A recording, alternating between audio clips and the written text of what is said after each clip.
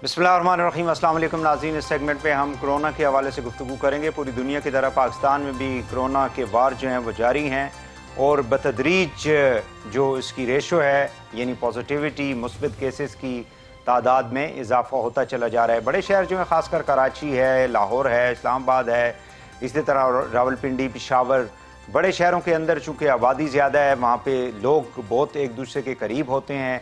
इस वजह से वहाँ पे फैलाव जो है इसका वो हमें ज़्यादा दिखाई दे रहा है। इसी तरह जो तालीमी इदारे हैं, पिछले चंद दिनों के दौरान हमने देखा है कि यूनिवर्सिटीज़ के अंदर, स्कूलों के अंदर, कॉलेजेस के अंदर भी तादाद जो है उसमें इजाफा होता चला जा रहा है और तकरीबन हर छोटी बड़ी क्लास के जो बच्चे हैं, स्टूडेंट्स हैं, उनके अंदर कोरोना वायरस जो है उसकी तशख़ीस की जा रही है। इसी तरह जो असातिज़ा हैं उनमें भी कोरोना की जो ये मर्ज़ जो है उसका फैलाव जो है वो हम देखने में आ रहा है। अब NCOC ने जो इकदाम लिए अभी तक और हमारी हुकूमत ने जो इकदाम लिए हैं, सूबाई हुकूमतें हैं या मरकज़ी हुकूमत है, वो किस हद तक मरबूत हैं और सेहत के एतबार से डॉक्टर्स की जो एडवाइस है उसके एतबार से जो है वो क्या करना चाहिए इस सूरत हाल में, इस पर हम बात करेंगे। मेरे साथ मौजूद हैं प्रोफेसर डॉक्टर जावेद अकरम साहब। आप वाइस चांसलर हैं university of health sciences Lahore के। बहुत शुक्रिया डॉक्टर साहब, आपने हमें टाइम दिया। सबसे पहले ये बताएं कि ये सूरत हाल कितनी गमगीर है, कितनी तशवीशनाक है इस वक्त। बहुत शुक्रिया जी। देखें, जाहिर है कि एक इंसानी जान का भी चला जाना ऐसे ही है जैसे इंसानियत मर गई। तो यहाँ पे तो कई इंसानी जानें डेली बेसिस पे और घंटों की बेस पे जा रही हैं, तो और ये बढ़ रही हैं। अनफॉर्चुनेट जब से ओमिक्रॉन आया है और उसके बाद भी म्यूटेशंस आ चुकी हैं डेल्टा क्रॉन, तो ये इतनी बड़ी वायरस है, इसमें बार बार म्यूटेशंस आती रहेंगी और बार बार हम बहुत सारे लोग बीमार भी होते रहेंगे और कुछ लोग जानों से भी जाते रहेंगे। तो ये जो ओमिक्रॉन आई है इसके बाद बहुत ज़्यादा हो गई है। उसकी वजह ये है कि इसका लगाव एक से दूसरे को करने की अहलियत 12 गुना बढ़ चुकी है। यानी कि हमें करना तो ये चाहिए था कि 12 गुना एहतियाती तदाबीर बढ़ा लेते, लेकिन वो हमने बिल्कुल ही गिव अप कर दी हैं। ना मास्क पहनते हैं, ना सोशल फिज़िकल डिस्टेंसिंग, शादियाँ बहुत बड़ी बड़ी करनी शुरू कर दी हैं और इज्तिमात हर किस्म के हो रहे हैं अनअबेटेड। तो इसकी बहुत बड़ी कॉस्ट पे करनी पड़ रही है और सबसे बढ़ के ये प्रॉब्लम है कि बहुत सारे हमारे अनवैक्सीनेटेड लोग हैं, अभी भी 50% से ज़्यादा, और इस वजह से हमें इसकी बहुत ज़्यादा बियर करनी पड़ रही है कॉस्ट जो इसने पहले वेस्ट में। डॉक्टर साहब मुझे काइंडली ये बता दें कि ओमिक्रॉन और ये जो डेल्टा की नई एक वेरिएंट जिसकी आप तस्करा कर रहे हैं, ये दोनों जो हैं ये कितना मौलिक हैं, ख़तरनाक है कंपैरेटिवली जो पहले शुरू में जो वेरिएंट आया था when this corona was started in fact. देखें, जो वाइल्ड टाइप वायरस थी जो इनिशियली 2019 दिसंबर में वुहान से नमूदार हुई, उसके बाद बहुत सारी म्यूटेशंस आई, अल्फा, लैम्डा, गैमा और फिर डेल्टा जो एंड पे आई अभी। और डेल्टा मोहलक ज़्यादा थी लेकिन डेल्टा का लगाव इतना ज़्यादा नहीं था जितना इसका है, 12 गुना ज़्यादा है। तो जाहिर है लोगों को इन्वॉल्व करने की अहलियत बढ़ी है। जी जी, देखें, इससे ये कहना कि ये ज़्यादा विरुलेंट हो गई है या इसकी शरह बहुत बढ़ेगी, वो इतनी नहीं बढ़ेंगी, लेकिन इसका लगाव जैसे मैंने कहा 12 गुना ज़्यादा हो गया है ओमिक्रॉन का। तो जाहिर है जब नंबर ज़्यादा इन्वॉल्व होंगे तो चाहे शरह बहुत कम भी होंगी तो एब्सोल्यूट नंबर बढ़ सकते हैं डेथ के और लंग के, फेफड़े के डैमेज के। दूसरा, इसके बाद जो वेरिएंट आया है जिसको हम डेल्टा क्रॉन कहते हैं, ये पहले वाला वेरिएंट तो आया था अफ्रीका से, क्योंकि अफ्रीका में इसलिए ज़्यादा चांसेस हैं कि आइंदा भी वहीं से वेरिएशंस और म्यूटेशंस आएंगी, क्योंकि उधर सिर्फ 6 से 8% लोगों को अभी तक वैक्सीन लगी है। दूसरा जो आया था डेल्टा क्रॉन, जिसमें कुछ खसूसियात डेल्टा के हैं कुछ ओमिक्रॉन के हैं, वो साइप्रस से रिपोर्ट हुआ है और वो चंद दिन पहले हुआ। उसमें भी खतरा यही है कि शायद विरुलेंस बहुत ज़्यादा हो ओमिक्रॉन से। तो इसलिए सबसे ज़रूरी होगा कि इस वायरस को रुखसत किया जा सके दुनिया से, और उसके लिए हम सबको, पूरी दुनिया के लोगों को, नॉट जस्ट पाकिस्तान, अपने अपने मुल्कों में वैक्सीन लगानी पड़ेगी। 80% जब वैक्सीनेट हो जाएंगे इफेक्टिवली, फिर इसको रुखसत किया जा सकेगा, वरना ये म्यूटेट होती रहेगी और इसमें खतरा ये होगा कि हमारी वैक्सीन करामद ना रहे, खुदा ना खास्ता। चलें, अब ये इस डॉक्टर वक्त साहब, तक जी बिल्कुल सही है काफी डॉक्टर साहब। करामद। जी डॉक्टर साहब, मुझे काइंडली ये बता दें कि वैक्सीनेशन का जो प्रोसेस है, जिन लोगों ने 6 माह हो गए हैं उनको बूस्टर की जो दवा दी जा रही है, बूस्टर का मुझे काइंडली ये बता दें कि किस हद तक इफेक्टिव है। और दूसरा, इसमें ज़ाहिर है कि मुख्तलिफ कंपनियां हैं, जिसमें अमेरिकन है, चाइनीज़ की वैक्सीन हम इस्तेमाल करते रहे पाकिस्तान के अंदर, बरतानिया से भी आती रही है, तो कौन सी इसके अंदर बहुत ज़्यादा इफेक्टिव है, जो कि ज़्यादा मौसर हो सकती है किसी भी शख्स के लिए? देखें, इसमें बहुत सारी तहकीक हुई, हम भी कर रहे हैं, बहुत सारी दुनिया में बाकी दीगर ममालिक भी कर रहे हैं। हमने सबका यही कंसेंसस है कि ओवर द टाइम वैक्सीन की एफिकेसी फॉल करती है, और जो जो नई म्यूटेशन आती हैं उसके साथ और भी उसकी जो करामद होना कम हो जाता है। ठीक। अभी जो ये 95% करामद वैक्सीन, वो अब तकरीबन 65 से 70% करामद रह गई हैं आपको किसी भी बीमारी से महफूज रखने की। अलबत्ता अभी भी 85% के करीब करामद हैं आपको सीरियस बीमारी से रोकें, कि अगर आपको खुदा ना खास्ता वैक्सीन के बाद ये हो भी जाए ओमिक्रॉन या डेल्टा क्रॉन या कोई भी म्यूटेंट, तो उसमें आपकी जान को खतरा होने का या आपको वेंटिलेटर पे जाने का या फेफड़े को डैमेज का जो है बहुत कम इम्कान रहता है। तो ये अल्लाह का फजल है। आगे अगर ये बहुत ज्यादा म्यूटेट कर गई तो ये एक फर्क चीज है। ठीक है डॉक्टर साहब, मुझे kindly sorry to cut you, ये मुझे काइंडली बता दें कि हमारे पास वैक्सीन की जो अवेलेबिलिटी है, यानी मौजूदगी जो है, वो आप समझते हैं कि हमारी आबादी के मुताबिक और हमारी ज़रूरत के मुताबिक काफ़ी है? मैं समझता हूँ काफ़ी है, और बड़े शहरों में तो बहुत काफ़ी है और सेंटर्स भी काफ़ी ज़्यादा हैं। असली चैलेंज है हमें छोटे शहरों में और गाँव में, क्योंकि जैसे मैंने कहा कि इस कोविड-19 की वायरस के अगेंस्ट जो हम जंग लड़ रहे हैं, इसमें nobody is safe unless everybody safe. देखें, जो जिन मुल्कों ने अपनी हर्ड इम्यूनिटी क्रिएट कर भी ली, इजराइल या यूके ने, वो भी स्ट्रगल कर रहे हैं बिकॉज कहीं ना कहीं से फिर आ जाएगी। इसलिए हमें एज ए ग्लोबल सिटीजन, अच्छा डॉक्टर साहब, अगर सॉरी आप लेवल पे सोचना पड़ेगा कि ये हर्ड इम्यूनिटी का थोड़ा सा अगर हमारे व्यूअर्स को बता दें कि ये क्या होती है। देखें, हर्ड इम्यूनिटी होती है कि जब पूरी बेशतर लोग यानी 80% को वैक्सीन लग जाए। एक तो आपकी इम्यूनिटी डेवलप होती है, आपको बीमारी होने के बाद जो डेवलप होती है वो बड़ी शॉर्ट लिव्ड होती है और उसमें न्यूट्रलाइजिंग एंटीबॉडीज नहीं बनती, ज्यादातर नॉन न्यूट्रलाइजिंग आपको प्रोटेक्ट नहीं करती वो वायरस के अगेंस्ट। इसलिए जो वैक्सीन के अगेंस्ट जब आपकी वैक्सीन लग जाती है तो आपकी इम्यूनिटी जो होती है वो ज़्यादा मुअस्सर होती है, और वो लेकिन 6 माह के बाद देखा है कि वो फॉल करना शुरू कर देती है। इसलिए बूस्टर रिकमेंडेड है कि आप अपने आप को भी महफूज करें, इर्द गिर्द के लोगों को, और दुनिया से इसको रुखसत करने में अपना हिस्सा डालें, ताकि जब ये हर्ड इम्यूनिटी 80% के वैक्सीनेट हो जाएंगे इफेक्टिवली, और पूरी बूस्टर डोजेज वगैरह जिनको एलिजिबल हैं 6 माह से पहले जिनको लगी है वो एलिजिबल हैं, वो लग चुकेगी, फिर इसको रुखसत किया जा सकता है इस दुनिया से, और वाकई हम वो जिंदगी लौट आएगी जो 2019 या उससे पहले थी, कि हम अपनी मर्जी के मुताबिक जिंदगी गुजारते थे, ना कि वायरस हमें डिक्टेट कर रही है। क्योंकि हर्ड इम्यूनिटी के बारे में, जी आपने तो वैक्सीनेशन की डॉक्टर साहब बात की, क्योंकि हर्ड इम्यूनिटी के बारे में ये कहा जाता है कि यानी जितने ज्यादा लोगों को, जो लोग कोरोना से मुतासर होंगे और मुतासर होकर ठीक हो जाएंगे, तो that is what we call it herd immunity, क्योंकि जाहिर है कि आम आदमी को तो नहीं, बिल्कुल गलत तासर है, इसलिए कि वो हर्ड इम्यूनिटी नहीं है। मैंने आपको जिक्र किया कि जो बीमारी के बाद इम्यूनिटी होती है वो बहुत शॉर्ट टर्म होती है, और वो न्यूट्रलाइजिंग एंटीबॉडीज नहीं बनती जो वायरस को आइंदा के लिए न्यूट्रलाइज करे। ठीक है डॉक्टर साहब, काइंडली ये बता दीजिएगा कि ये जो फाइजर वालों की जो बूस्टर है, ये और जो चाइनीज की जो बूस्टर डोजेज हैं, इसमें कितना फर्क है, और क्या वो जो फाइजर की है, अमेरिकन जो ये वैक्सीन है, क्या ये जिस्म के लिए कोई खतरे का बायस भी बन सकती है?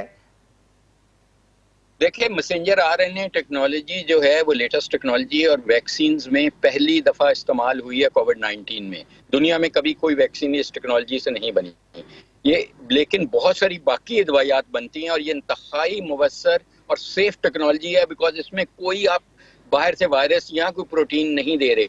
आप अपने इम्यून सिस्टम को एक मैसेज दे रहे हैं कि वही एंटीजन बनाए, वायरस लाइक पार्टिकल्स को बनाए और उसी को रिजेक्ट करेगी आपकी बॉडी, और वो इम्यूनिटी ज्यादा मुवस्सर है।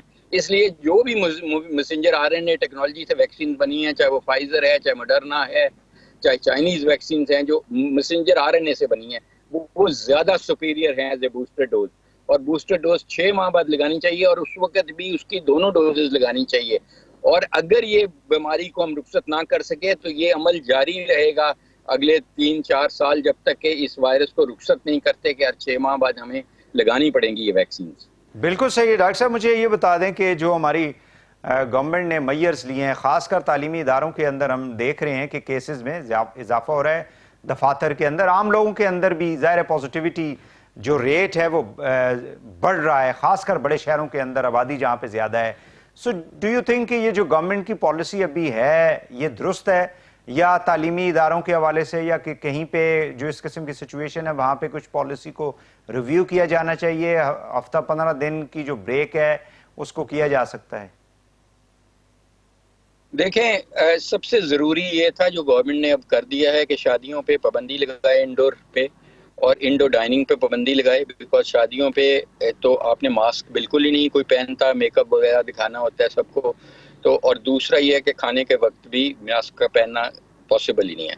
दूसरा ये है कि जहाँ तक स्कूलों का, कॉलेजेस का तल्लक है, 12 साल के बच्चों को वैक्सीनेट होकर उनकी तलीमी सरगर्मियाँ जारी रह सकती हैं और उनके टीचर्स को भी और उनके स्टाफ को भी वैक्सीनेट होना चाहिए, मैंडेटरी होना चाहिए। जहाँ तक छोटे बच्चों का सवाल है, अब 8 साल के बच्चों को भी दुनिया में लग रही है और बहुत जल्द गवर्नमेंट 8 साल को भी लगाएगी। उसके बाद अब 5 साल के बच्चों में भी स्टडीज हो रही हैं कि ये बिल्कुल सेफ है वैक्सीन, तो होपफुली उनमें भी ये वैक्सीनेशन होगी। तो इसलिए मैं समझता हूँ कि तालीम एक ऐसी चीज़ है जिसको हमें हद्दुल मकदूर कोशिश करनी चाहिए, क्योंकि आगे ही बच्चों का बहुत हर्ज हो गया है और ये फ्यूचर के लिए बहुत ज़रूरी है, मुल्क को आगे ले जाने के लिए, कि हमारी वो सरगर्मी है सोशल, पॉलिटिकल, रिलीजियस, ये इतनी इम्पोर्टेंट नहीं है। नमाज आप घर से भी पढ़ सकते हैं, खुतबा छोटा किया जा सकता है, मसाजिद में कम कैपेसिटी के साथ बंद कर दी जाए। ये सारा कुछ अगर किया जाए तो हमें अल्लाह करे कि एक्सट्रीम स्टेप्स पे नहीं जाना पड़े। और सबसे अच्छी चीज तो ये है कि ये जो ओमिक्रॉन है इसके साथ शरअ अमवात उस तरह की नहीं है। चले अल्लाह का बहुत बिल्कुल ठीक है। बहुत शुक्रिया प्रोफेसर डॉक्टर जावेद अकरम साहब हमसे बात करने का। ये वाइस चांसलर है आप university of health sciences Lahore के, बड़ी इंपॉर्टेंट मालूमात आपसे शेयर की। नाज़रीन, ब्रेक लेंगे, वापस आके हम मुल्क की माशी जो सूरत हाल है उस पर गुफ्तगू करेंगे। ब्रेक के बाद हमारे साथ रहिएगा।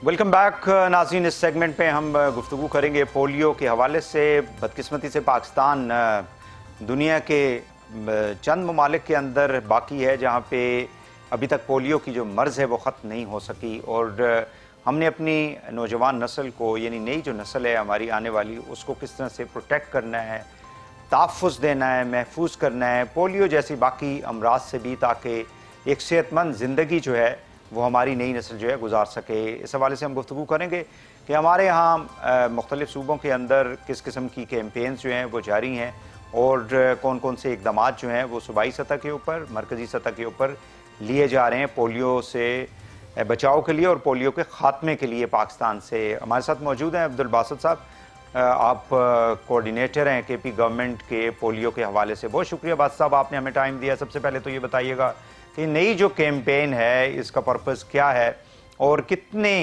तादाद में बच्चों तक आप लोग पहुंच रहे हैं?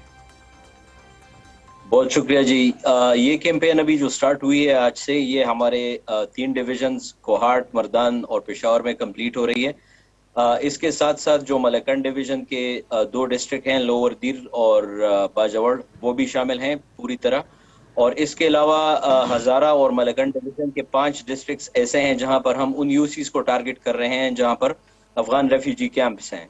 और ये इसलिए कर रहे हैं क्योंकि अफगानिस्तान के शहर कुंदूज में वाइल्ड पोलियो वायरस के 2 केसेस आए हैं, जिसकी वजह से हम इस रिस्क को मिटिगेट करने की कोशिश कर रहे हैं कि अगर वहां से कोई माइग्रेशन हुई हो लोगों की, तो उन तमाम लोगों को हम वैक्सीनेट कर सकें इस कैंपेन के अंदर। टोटल टारगेट जो हमारा इस कैंपेन के अंदर है वो 3.4 मिलियन बच्चों का है, जिसके लिए अराउंड 14,000 टीमें जो हैं वो मोबिलाइज हुई हैं आज से, और इसके लिए कोई 22,000 के करीब सिक्योरिटी पर्सनल को भी डिप्लॉय किया गया है। ये बताएं कि इस वक्त सिचुएशन क्या है, मतलब हमारे पास कितने केसेस हैं? अल्हम्दुलिल्लाह हमारा 2021 जो था वो केपी के अंदर वो पूरा पोलियो फ्री रहा। हमारा कोई भी ह्यूमन केस नहीं आया 2021 के अंदर। इनफैक्ट जुलाई 2020 के इस तरफ हमारा कोई भी केस नहीं है वाइल्ड पोलियो वायरस का 1.5 साल से। तो ये तो ह्यूमन केसेस की बात है, लेकिन अगर आप एनवायरमेंटल सैंपल को देखें तो हमारा एनवायरमेंटल सैंपल जो है वो बनू और टांग का नवंबर और दिसंबर के महीनों में वो पॉजिटिव आया है। पोलियो प्रोग्राम दो तरह की सर्वेलेंस करती है, एक ह्यूमन केस की शक्ल में और दूसरी एनवायरमेंटल सैंपलिंग की शक्ल में। तो हमारे 17 एनवायरमेंटल साइट्स हैं पूरे सूबे में, जो कि तकरीबन सारे के सारे नेगेटिव हो गए थे। बदकिस्मती से दिसंबर और नवंबर के अंदर बनू और टांग के एनवायरमेंटल सैंपल जो थे पॉजिटिव आए, और उसके बाद जो हमारा प्रोटोकॉल होता है कि हम केस रिस्पॉन्सेज वहां पर करते हैं। 3 case responses with in a very short time जो हमने कर लिए, और कुछ अभी हैं वो जो हैं वो अभी बाकी हैं। ये मुझे बताइएगा कि जितने भी हमारे अफगान भाई जो हैं वो क्रॉस करके आते हैं, कैंप्स के अंदर चले जाते हैं या शहरों के अंदर भी? अभी हमने देखा था जब वहाँ पे एक सियासी तब्दीली आई तो वहाँ से लोग माइग्रेट करके आए, बल्कि इस्लामाबाद के मुख्तलिफ सेक्टर्स के अंदर भी हम देखते हैं कि उनकी प्रेजेंस हमें दिखाई देती है। तो ऐसे लोगों को स्क्रीन आउट करने के लिए गवर्नमेंट के पास क्या मैकेनिज्म है, क्या स्ट्रैटेजी है कि ऐसे लोगों को किस तरह से हमारी जो बाकी आबादी है उससे आइसोलेट करना है आपने? देखें, इस तरह है कि एक तो जब ये हमारी फॉर्मल क्रॉसिंग पॉइंट्स जितनी भी हैं, गुलाम खान है, खरलाची है और उसके साथ तोरखम, तो वहां पर हमारी टीमें बैठी हुई हैं और वहां पर वो ऑल एज वैक्सीनेशन कर रहे हैं। ऑल एज वैक्सीनेशन का मतलब ये है कि उसमें बच्चे और बड़े को नहीं देखा जाता, जो भी आता है उसको हम वैक्सीनेट करते हैं और उसके बाद उसको जाने दिया जाता है जहां पर उसने जाना होता है। ये तो हो गई एक स्ट्रेटेजी जहां पर आप पॉइंट ऑफ एंट्री के ऊपर आप उनको वैक्सीनेट करते हैं। दूसरा, अभी हम ये स्पेशली जो अफगान रेफ्यूजीज के कैंप्स जो हैं उनको एक्स्ट्रा टारगेट कर रहे हैं। वो भी उसी लिए कर रहे हैं कि अगर कोई अनवैक्सीनेटेड रह गया है तो हम ये मिटिगेट कर लें और उन तमाम लोगों तक हम पहुंच जाएं। तो बेसिकली ये दो स्ट्रेटेजीज हैं, एक कैंपेन वाली स्ट्रेटेजी और दूसरी एंट्री पॉइंट के ऊपर उनको वैक्सीनेट करने वाली स्ट्रेटेजी है जो कि गवर्नमेंट ने इन प्लेस की हुई है। बात साहब, ये गो के आपके डायरेक्ट पैरामीटर में नहीं आता ये सवाल, लेकिन वैसे अवाम की सहूलत के लिए, उनको इन्फॉर्म करने के लिए केपी के अलावा हमारे कौन से ऐसे एरियाज हैं, मतलब बाकी जो सूबों के अंदर या GBAJ के भी, आप डू यू थिंक कि देयर आर सर्टेन एरियाज जहाँ पे इस किस्म की इंफॉर्मेशन है और जहाँ पे ये सारी कैंपेन जो है वो चलाई जा रही है? आज की जो ये सब नेशनल कैंपेन है ये पूरे पाकिस्तान में सिलेक्टेड डिस्ट्रिक्ट्स में हो रही है, और ये पंजाब में भी हो रही है, सिंध में भी हो रही है, बलूचिस्तान के सिलेक्टेड डिस्ट्रिक्ट्स में, और इस तरह जीबी में भी हो रही है। ये बताइएगा बात साहब कि अभी तक कुछ ऐसे लोग हैं, जब हम अवेयरनेस की बात करते हैं, पेरेंट्स हैं या जो हमारे सोशल लीडर्स होते हैं, वहाँ पे गो के आप लोगों की टीमें जो हैं, आप लोग गाय बगाए जो है वो कैंपेन्स के ज़रिए लोगों को ज़रूर एजुकेट तो करते हैं, लेकिन अभी तक ऐसे लोग हैं जो कन्विंस नहीं हो पा रहे। इसकी बुनियादी वजह क्या, और इस इशू को एड्रेस करने के लिए क्या डू यू थिंक कि कोई और स्ट्रैटेजी अपनाने की ज़रूरत है? देखें, पोलियो प्रोग्राम उन चंद प्रोग्राम में से है, हुकूमत पाकिस्तान के उन चंद प्रोग्रामों में से है जो कि हर घर दरवाजे पर जाके नॉक करती है और ऑलमोस्ट हर महीने करती है। तो ये गवर्नमेंट का एक स्ट्रांग मैसेज जो है पोलियो प्रोग्राम के जरिए हर एक दरवाजे तक पहुंच रहा है। जहां तक आप रिसिपियंट्स की बात करते हैं या जो बच्चे या उनके वालिदैन जो कि एंड ड्रॉप्स के रिसिपियंट हैं, वो इस प्रोग्राम को देखते हैं as a vital link between the people and the government. अवाम और रियासत के बीच में वो इस पोलियो प्रोग्राम को एक बहुत ही अहम लिंक और राब्ता वो तस्वर करते हैं। और यही वजह है कि जब भी पोलियो कैंपेन होती है तो अवाम के जितने मसाइल होते हैं वो हमारे सामने आ जाते हैं। कहीं पर पानी पीने का मसला है, कहीं पर बिजली का मसला है, कहीं पे रोड के मसाइल हैं। तो ये वो एक मौका होता है जब अवाम को अपने वो फीलिंग एक्सप्रेस करने का मौका मिल जाता है, और इससे ये भी फायदा होता है कि ये नहीं कि गवर्नमेंट को, कंसर्न डिपार्टमेंट को नहीं पता, लेकिन पोलियो प्रोग्राम की तरफ से भी अवाम के ये मसाइल जो हैं वो कंसर्न क्वार्टर तक पहुंच भी जाते हैं और बहुत सारे ड्यूरिंग द कैंपेन वो हल भी हो जाते हैं, क्योंकि गवर्नमेंट का बहुत ज्यादा फोकस इस प्रोग्राम के ऊपर है। तो अभी जहां तक आपने उन लोगों की बात की जो कि अभी तक मैं न मानो वाली रट लगाए रहते हैं, ये नहीं कि उनको क्लियर नहीं हुआ। पूरे पाकिस्तान में 99.9% लोगों को ये बात क्लियर है कि ये कतरे जो हैं ये एक्सट्रीमली हेल्पफुल हैं बच्चों के लिए। इनमें कोई मुज़र सेहत अज्जा नहीं है, इनमें कोई हराम अज्जा नहीं है। ये बातें तमाम लोगों पे अया हो चुकी हैं, बहुत वाज़ेह है। इसके ऊपर बहुत ज्यादा, लेकिन कतरों के बारे में अभी तक वो, चूंकि आपने खुद ही मेंशन कर दिया, that's very good, you know, kind of you. ये कतरों के बारे में भी कहा जाता है कि ये खुदा ना ख्वास्ता ये कोई है, इसके जो है नेगेटिव इम्पैक्ट होता है बॉडी के ऊपर, बंदा इम्पोटेंट हो जाता है, वो हेल्दी नहीं रहता। ये इस तरह की चीजें जो है कैंपेन्स के अंदर हम देखते हैं, एंटी कैंपेन जो चलाई जाती है पोलियो के खिलाफ। जी ये बातें बहुत पुरानी हो गई हैं अब।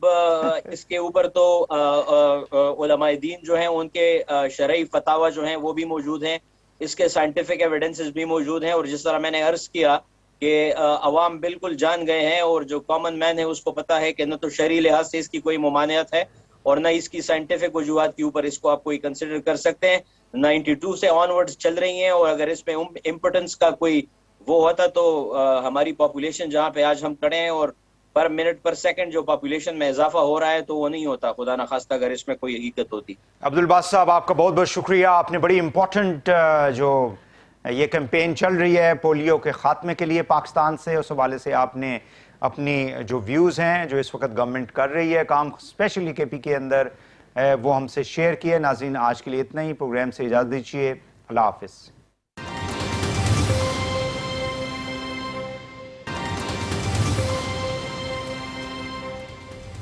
वेलकम बैक नाज़रीन। इस सेगमेंट में हम मुल्की माशी सूरत हाल पर गुफ्तगू करेंगे। जैसे कि कुछ इंटरनेशनल जरीदों ने रिपोर्ट्स ये दी हैं कि पाकिस्तान की जो मईशत है यानी GDP ग्रोथ हमारी 5% से भी ऊपर चली गई है। और दूसरी जानब हम देखते हैं कि हमारे जो माशी मसाइल हैं, स्पेशली हमारा जो एक अखराजात और आमदनी के अंदर जो एक गैप पाया जाता है स्टेट की लेवल के ऊपर, रियासत की सतह के ऊपर, हुकूमती सतह के ऊपर, वो काफ़ी ज़्यादा गमगीर है। और उससे बचने के लिए, उससे निकलने के लिए IMF जैसे इदारों के पास जाना पड़ता है और फिर वो आपको एक लंबी लिस्ट दे देते हैं शराइत की कि ये करेंगे आप तो तभी आपको जो है हम आप पैसे देंगे, वगरना आपको कोई पैसा नहीं मिलने वाला। इस वक्त सूरत हाल क्या है और इसका जो प्रेशर है अनफॉर्चुनेटली ये सारा टैक्सेस का, ये आम आवाम इस वक्त जो है वो बर्दाश्त कर रही है। बिजली के बिलों की सूरत के अंदर, गैस के बिलों की सूरत के अंदर, पेट्रोलियम प्राइसेस हो, आम खुर्दनी अशिया जितनी भी हैं उसकी सूरत में हो। और हुकूमतें अगर 600, 700, 800 अरब एक्स्ट्रा रेवेन्यू जनरेट करना है तो वो किससे करेंगे?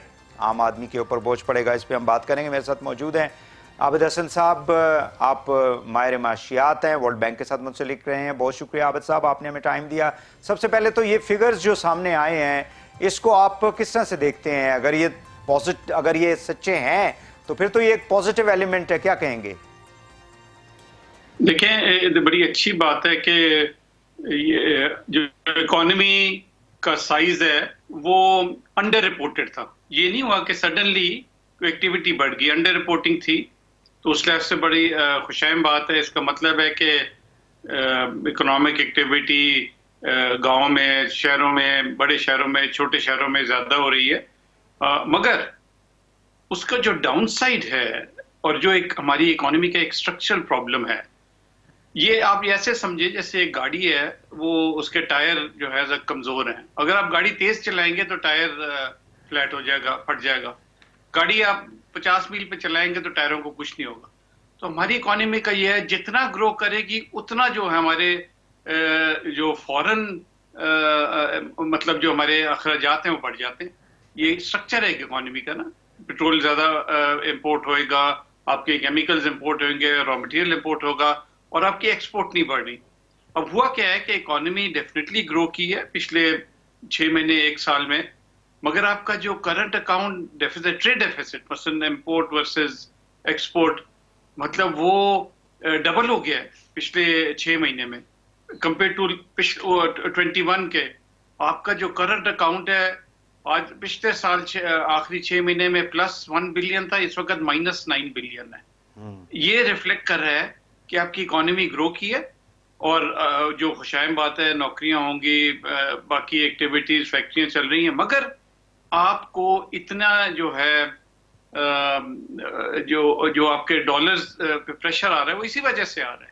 और बाय द वे इस वजह से आपको आईएमएफ को जाना पड़ेगा, नॉट कि आपके फिजिकल लोकल करेंसी, वो वहां भी हुआ यही है ना, इकोनॉमी तो ग्रो की है, गवर्नमेंट कह रही है बहुत अच्छा हो गया, हम देखें हमने बहुत अच्छे काम किए, मगर आपका टैक्स टू जीडीपी कम हो गया, मतलब बिकॉज इकोनॉमी का साइज बढ़ गया। सो ओवरऑल मेरा कहने का मतलब है बहुत खुशाइम बात है, बट चूंकि हमारा इकोनॉमी का स्ट्रक्चर बड़ा डिस्टॉर्टेड और इनवर्ड लुकिंग है, तो उससे ये है कि जितना इकोनॉमी तेज ग्रो करेगी उतनी हम जो है क्रैश करते रहेंगे फॉरेन एक्सचेंज साइड पे, फिर 1-2 साल बाद जाके हम आईएमएफ के पास जाएंगे। और ये हमारी हिस्ट्री रही है पिछले 30 साल से। तो इसका हल क्या है? इसका आबिद साहब, इसका हल क्या है? मतलब अगर हम अपनी ग्रोथ को स्लो कर देते हैं तो डू यू थिंक कि that is good, that's positive? अगर ग्रोथ बढ़ती है और दूसरी जानब हमें फिर डेंट पड़ रहा होता है डॉलर्स की मद में, तो फिर इसका हल भी तो कोई ना कोई होना चाहिए। देखिए, हल मतलब दो तरीके हैं। एक तो ये है कि अगर आप रीडबल करें एफर्ट के भाई किसी तरह आपकी एक्सपोर्ट बढ़े, ठीक है ना, एक तो ये उससे ये एक लेसन है पूरे चाइना की 30 साल की हिस्ट्री का, जापान का, कोरिया का, कि जब तक आपकी एक्सपोर्ट आपकी इंपोर्ट से नहीं ज्यादा होंगी, आपकी इकोनॉमी हमेशा वो कैसे बनेगी? हमारे पास तो एक्सपोर्टेबल प्रोडक्ट्स जो हैं वो एग्रीकल्चर। देखिए जी बिल्कुल, जब आप ये बात नहीं है मतलब एक्सपोर्टेबल सरप्लस हो, ठीक है, आपकी एक लिहाज से ठीक है। बात यह है कि अगर आपका कोई भी बिजनेसमैन है, चाहे उसने एक छोटी दुकान लगाई है, छोटी फैक्ट्री लगाई, बड़ी फैक्ट्री, अगर वो डोमेस्टिक मार्केट में उसका प्रॉफिट ज्यादा है तो कभी भी वो एक्सपोर्ट की तरफ नहीं जाएगा, ठीक, कभी भी नहीं। समझिए ना, हमने कुछ ऐसे इंसेंटिव चेंज करने हैं कि जितने बिजनेसेस हैं इस मुल्क में, 5 लाख 10 लाख बिजनेसेस हैं, बड़े छोटे मीडियम साइज की फैक्ट्रियां, उनका जो प्रॉफिट है डोमेस्टिक मार्केट में कम करें और एक्सपोर्ट में, जिसको कहते हैं एक्सपोर्टर इज द किंग, ये एक चाइना, कोरिया, जापान में ये उनका होता था, एक्सपोर्टर इज द किंग। जब तक आप ये चीज नहीं करेंगे तो परपेचुअली आपका जो है ना फॉरेन एक्सचेंज शॉर्टेज रहेगी, आपका करेंसी की कीमत गिरती रहेगी, और ठीक है 1-2 साल पॉलिटिकली आप कहेंगे जी बहुत अच्छा किया, बट फिर क्रैश आ जाएगा। और दूसरी तरफ देखें, मैं आपको बताऊं, अभी ये छोटी सी बात है, मतलब आपकी पिछले साल पता नहीं $1-1.5 बिलियन के एंड्रॉयड फोन नए आए, आपकी गाड़ियों की सीकेडी और नई गाड़ियां, पुरानी गाड़ियां को $1.5 बिलियन, $3 बिलियन आपने उधर से जाके आपने सऊदियों से भीख मांग ली कि जी मुझे $3 बिलियन दे। आप एज अ सोसाइटी आपकी अपनी जो इंपोर्ट्स हैं उसको कर्ब करना पड़ेगा 2-3 साल। अगर नई गाड़ियां नहीं आती या आपके टोयोटा सुजुकी वाले कम गाड़ियां बनाते हैं, क्योंकि जितनी वो गाड़ी बनाते हैं उतनी सीकेडी आती है, आपने उठ के 8-10 किस्म की इंपोर्ट की। लेकिन सॉरी आबिद साहब, ये तो गवर्नमेंट ये क्रेडिट लेती है कि हमने 378 बिलियन रुपीस की ऑटोमोबाइल सेक्टर के अंदर बैंकों से लोगों ने ऑटो फाइनेंसिंग की है, और ये तो कर्जा है ना। मतलब मैंने किसी से 5 लाख रुपए पकड़े और जाके 30 लाख 35 लाख की गाड़ी लेके आ गया मैं। तो हाँ, ये तो देखे ना, ये जो 378 बिलियन मार्केट में आया है ना इन फॉर्म ऑफ लोन्स, ये टोटल इसका इंपैक्ट हुआ है फॉरेन इंपोर्ट्स पे। जो बैंक ने आपको लोन दिया, मतलब बैंक ने उधर टोयोटा मोटर को वही 380 बिलियन दे दिया, या टोयोटा होंडा, उन्होंने जाके इंपोर्ट कर ली, सीकेडी इंपोर्ट की, ये किया। तो बहुत ये जो आतिफ मियां साहब ने आज से 10 दिन पहले ट्वीट किया था कि जो मैक्रो इकोनॉमिक फ्रेमवर्क है उसकी कंसिस्टेंसी के हर चीज एक दूसरे से लिंक्ड है। आप एक तरफ देख लेते हैं और आपको मतलब दूसरी तरफ जो डाउनसाइड है वो आप इग्नोर कर लेते हैं। सो जितना आपने मार्केट में क्रेडिट दिया ऑटो के लिए, उसका सारा इंपैक्ट ये इंपोर्ट पे आ गया। ठीक है ना। और ये लोन भी तो नॉन प्रोडक्टिव इसको कहेंगे ना अपना आबिद साहब। चले नॉन प्रोडक्टिव ठीक है, फैक्ट्रियां टोयोटा और उनकी होंडा की चल रही हैं। ऑब्वियसली आप देखें ना, यही बात है, चाइना और कोरिया में मैं तो काम करता रहा हूँ, मतलब जब ये शुरू में मैं बात कर रहा हूँ 80s 90s की, उनकी छोटी छोटी कोरिया में एक ही किस्म की गाड़ी थी, काली गाड़ी, वो इंपोर्ट ही नहीं करते थे। उन्होंने अपनी सोसाइटी को जो at household level consumption curve की हुई थी, छोटे छोटे घरों में रहते थे, ना एसी होते थे, मतलब तो और हर पूरी सोसाइटी का तवज्जो एक्सपोर्ट पे था। यहां हमारा उलट हुआ है, जितनी फॉरेन इन्वेस्टमेंट आई है 90% मे बी 95% पिछले 20 साल में, वो सारी इंपोर्ट की तरफ है, डोमेस्टिक इकोनॉमी, और उसमें रुपीज में रेवेन्यू है और डॉलर्स में लायबिलिटी। अब साहब मुझे ये बताएं, पॉलिटिकल इकोनॉमी का बता दें कि जो पॉलिसी पॉलिटिकली फॉलो कर रही है ये government in terms of economy या हमारा जो फाइनेंशियल सेक्टर है, क्योंकि अब जाहिर है कि अगर आप ये अपने टर्म पे पहुंच भी जाएं तो अब आखिरी साल है इनका कुछ माह के बाद, और जाहिर है ये पॉलिटिकल पार्टी है, उसने इलेक्शन भी लड़ने हैं, तो what's your opinion, the direction is right? क्या डायरेक्शन दुरुस्त है या नहीं है? देखिए, बाय एंड लार्ज इकोनॉमी एक बहुत, जिसको कहते हैं ना वेरी लार्ज टैंकर, VLS पता नहीं क्या, इसका दुरुस्त मतलब वो मोड़ते हुए बहुत टाइम लगता है। बाय एंड लार्ज ठीक है, मगर जहां मैं समझता हूं इनका फेलियर रहा है और इनकी पिछली गवर्नमेंट का, पाकिस्तान एक उस जगह आके मतलब अब बैठ गई है हमारी कि हम सोसाइटी पे इनडायरेक्ट टैक्स नहीं लगा सकते, और हमें जितने मतलब 5 लाख 10 लाख जो let's say upper income higher income लोग हैं, हमें उन पे वेल्थ टैक्स लगाना पड़ेगा, ताकि हम बार बार ये जो है जो GST बढ़ा रहे हैं, जो गरीबों पे जो उनकी कंजम्पशन की गुड्स हैं उस पे GST आ रहा है, ये बात नहीं चल सकती। अभी आपको पता है जो इस मुल्क में इनडायरेक्ट टैक्स इस वक्त 65% टोटल टैक्स है। ये गाड़ी आगे इस तरह नहीं चलेगी, ये कजाकिस्तान वाला हाल हो जाएगा। बिल्कुल और फिर सही। कजाकिस्तान ने तो रशियन फोर्सेस बुलाएंगे, हम क्या करेंगे? बिल्कुल सही है, बिल्कुल सही है। बहुत शुक्रिया आबिद हसन साहब, माहिर माशियात हमारे साथ मौजूद थे नाज़रीन, और मुल्क की जो माशी सूरत हाल है उस पर गुफ्तगू की जा रही थी। यहाँ पे एक शॉर्ट ब्रेक लेंगे और वापस आके पोलियो के हवाले से पाकिस्तान में जो सूरत हाल है उस पर गुफ्तगू करेंगे। ब्रेक के बाद हमारे साथ रहिएगा।